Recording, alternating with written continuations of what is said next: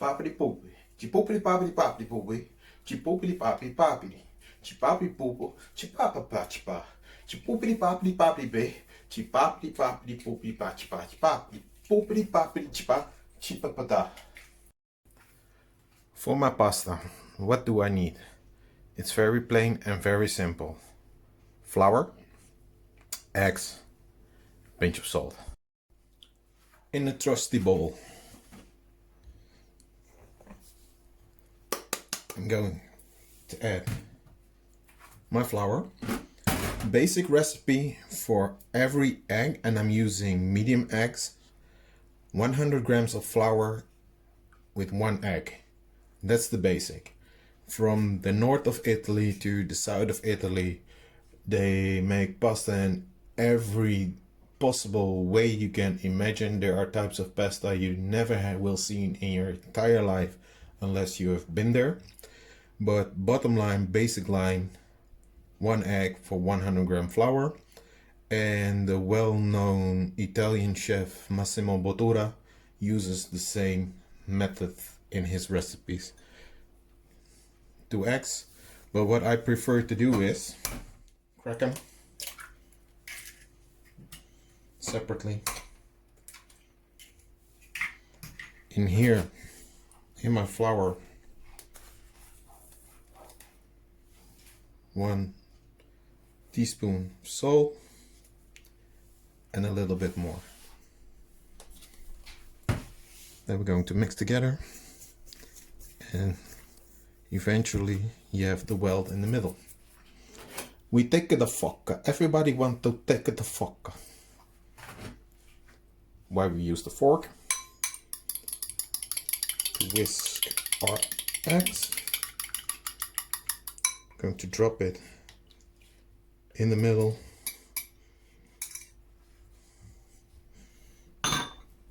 With your fork. You start whisking, and by whisking, little by little from the side, you add in a little bit of flour. Eventually it will thicken.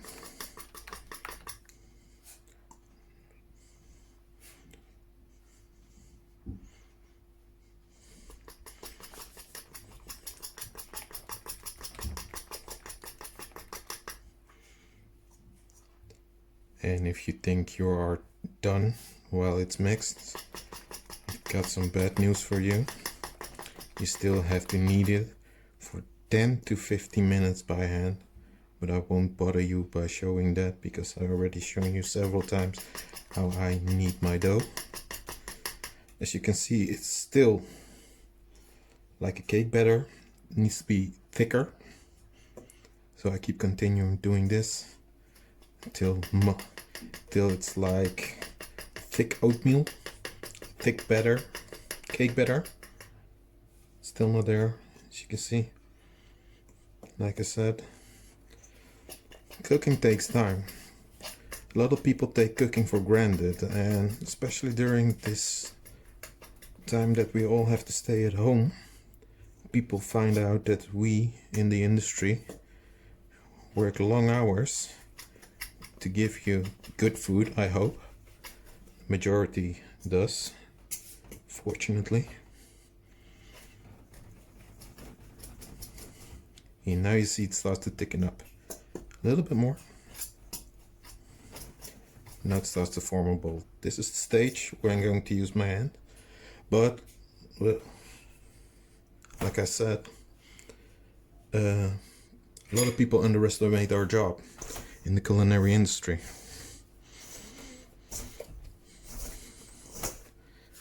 And it's hard work, it's long hours. Some restaurants, they used to work 16 hours straight, 18 hours straight, up to 20 hours straight. And it's only the majority of the time is the preparation, not even the service. Service can be done in 4 or 5 hours. Prep time up to 6 hours, sometimes longer, and sometimes you're still not finished, although you have a great team working around you. To my working bench, Going to knead this, form it into a ball, and I will be right back with you. 10 minutes have passed, and as you can see, I have now a nice ball, and if you do it correctly, your hands won't be that much dirty. As you can see, it is dirty, but not all covered in flour. How do you know your dough is ready? When you poke it, it's bouncy. Start to bounce back. Now, there are some chefs and some YouTubers that say, wrap it in cling film, so far so good, put it in the fridge. Nope. Leave it outside the fridge for a minimum of 1 hour and a maximum of 2 hours, and your dough will be well rested and very easier to use. Then you pop it in the fridge. Need to set it to room temperature before you can work it on your bench or through your machine. So see you guys in 2 hours.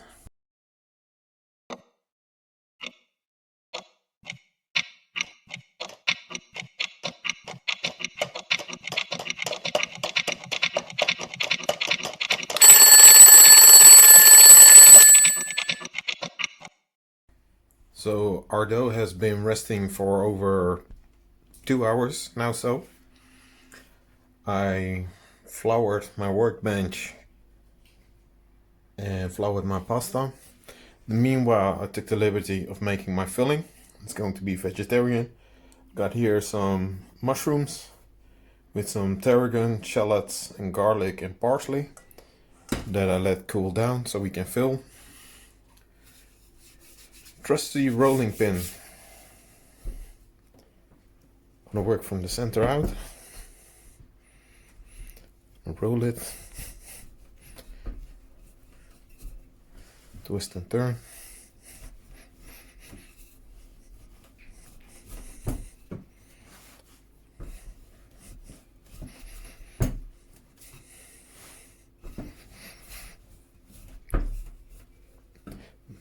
I'm going to show you when you roll it. It also can be done by hand if you don't own a pasta machine. Because it's very easy to have a pasta machine, true. It makes life and work a lot easier. But that's something that we have since the 50s, mid-50s. Like KitchenAid, the brand KitchenAid. It's also from the 50s, so gonna roll this dough. It's going to be very, very thin as well.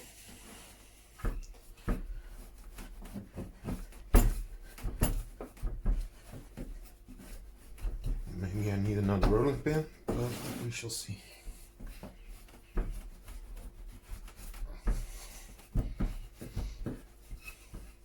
Now at one point, you will see that it starts to form to a rectangular, because we want to have a rectangular shape. And why I'm using my trusty rolling pin on the stage where we are working.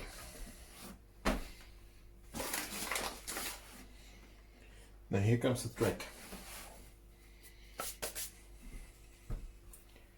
Roll it in.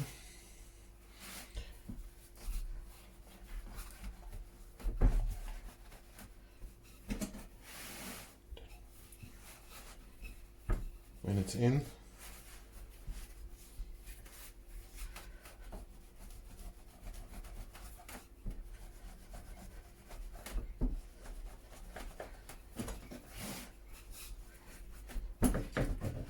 the way you can work larger surfaces. Now I have a small rolling pin. Normally it's about 4 feet tall. To roll it even longer, but it's still going to do the trick. Flip it over, work both ways, roll it in.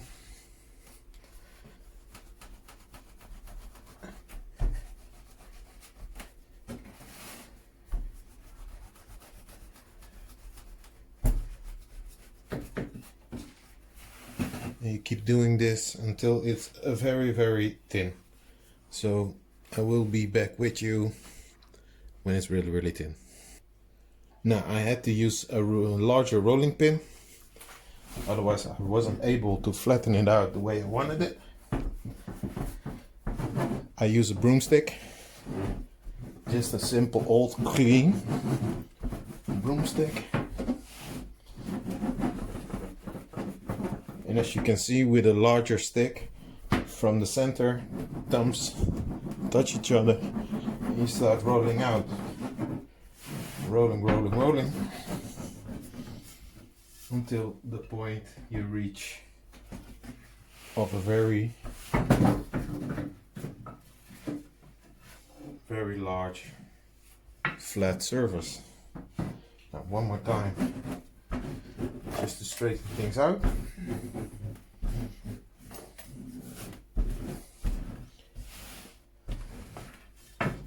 Here we go. As you can see, how do you know it's thin enough? Well, by feel. And not only that,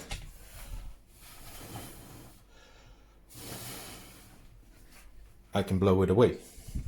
That way you know it's thin enough.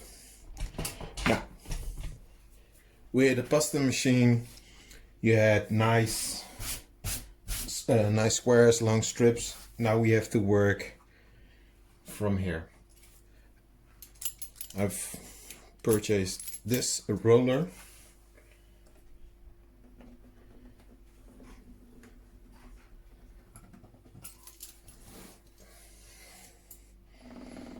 Gonna shape it in a nice square.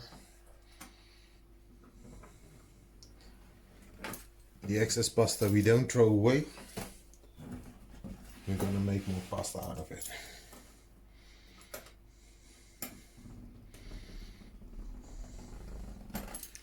Because that's the way we want it. Now what you can do, now it's nicely cut. One more time.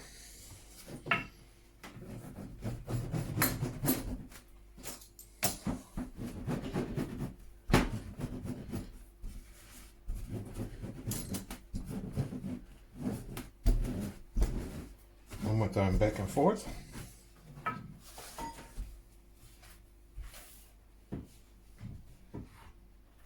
So it's more smooth enough. If you have a cookie cutter, use a cookie cutter. If you don't have one, use a knife. I'm gonna start one with a cookie cutter just to show you how to shape it. This size for my cookie cutter is about 2.5 inches. Now that's 2.25 inch.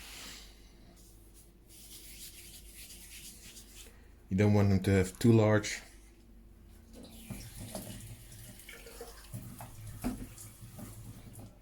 How to fold it. What I like to do when I make tortellini pasta, because with these types of pasta it takes quite some time.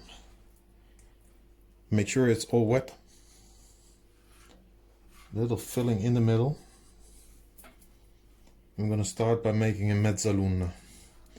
Mezzaluna is Italian for half moon. You start at the top, you start pinching, and you work your way around.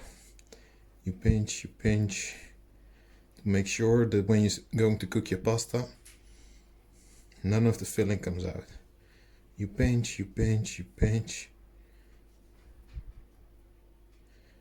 This already is official the type of pasta in Italy. Like I said, this is a mezzaluna. You're gonna take it around your ring finger.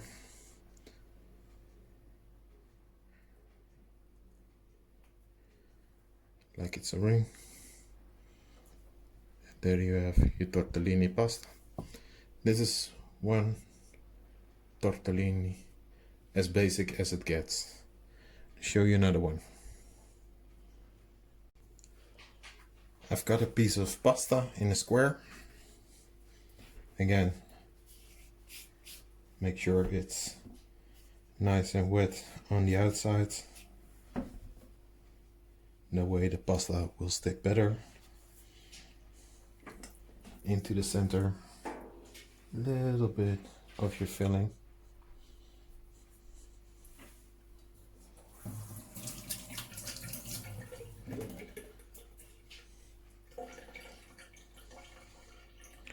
Now work your way to the middle. You get a triangle. Like I showed you with the other one, you squeeze.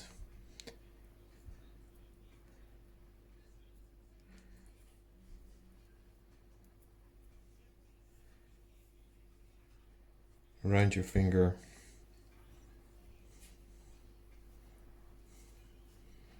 Flip this around. Down so. And here you have another one. I'm gonna continue making my tortellinis. I will be back when I'm finished. I wanted to show you another way of folding it. A little bit goes in. Same technique. Fold it in half. Push it through. And if you really have thick fingers, there's nothing you can do about it. What you do is you push towards each other, you pinch them, that it gets together, fold it in, move it out. There you go. It's also a way to make the tortellini shape. The reason why it's called a tortellini, it's that it's been inspired by the women's belly button. If you don't believe me, look it up. Now, while I was in my Zen mode, in the meanwhile, I've made a stock out of dried porcini. And I already hear you thinking, what's that fat floating on top? I thought you said no oil in your water when you're boiling pasta. True. But this is the excess reducement that came out of my mushrooms. Because I put them here on a sieve to leak. And that I added to my stock to bring extra flavor. Now, in the meanwhile, I was folding it. As you can see, I have different shapes. I got the belly button shape because, like I told you, it was inspired after the female belly button. I've got them rounded around my fingers. A trick from Uncle Rick. As you see, I've put them on my board, dusting it with a little bit of flour. Now I'm gonna let them dry for a minimum of 1 hour. Why so? That way I can store them in the refrigerator up to 3 months. So this is for 2 persons, 4 persons, more than enough if you're having a multiple meal course. This is just for the 2 of us, so I'm not going to use all the pasta now. And what I'm not going to need, I just store them in the refrigerator and it will be good for 3 months. See you back when I'm going to finish with my end result. My pasta has dried for 1 hour and I already cooked it for 5 to 6 minutes in the mushroom broth. I'm going to show you why it's called tortellini al brodo, but with a twist we're going to make it bougie. I had some filling over. Place that on the bottom.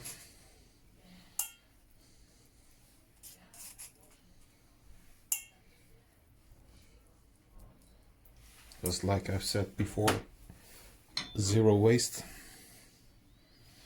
Tortellinis, gonna align them.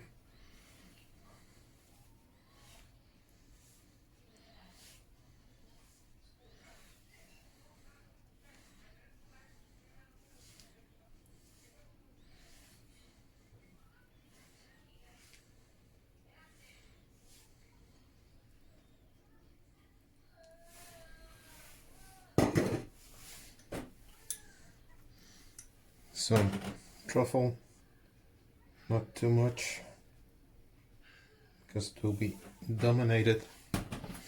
Now the reason why it's called al brodo is you're going to use the stock that you have boiled your pasta in. You're gonna add a few spoons in. I have a small one, no pun intended, like so. Don't drench it. And to make it more bougie, got some morels that go in.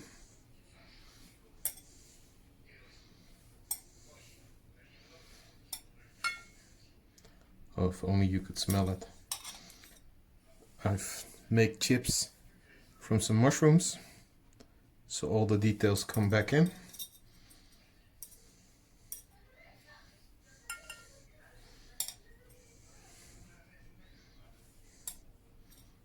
You can top it off with some fine herbs, some fresh parsley, but I prefer it like this.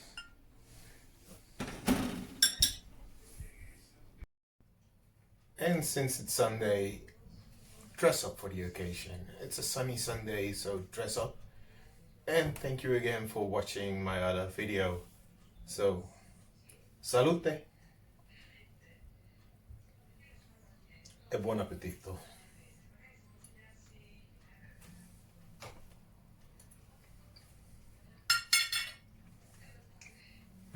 Ciao.